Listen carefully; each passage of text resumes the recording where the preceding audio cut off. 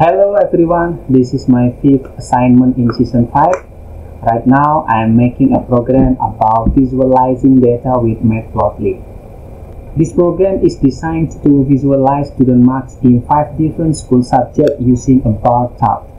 It helps make the data more understandable by showing the marks in a visual form instead of just numbers. It uses the Matplotlib library to create a bar chart, and then each bar represents one subject in its corresponding mark, and the chart includes labels, a title, and a grid to make it clear and easy to read. What is the output of the program? Okay, now let's try running the program and we will see.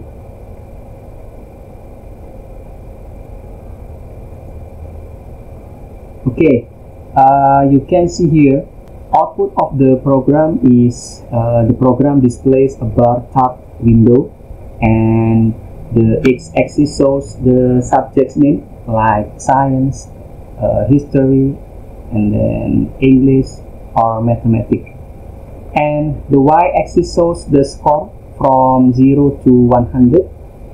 So you can easily compare which subjects have higher or lower marks just by looking at the bars.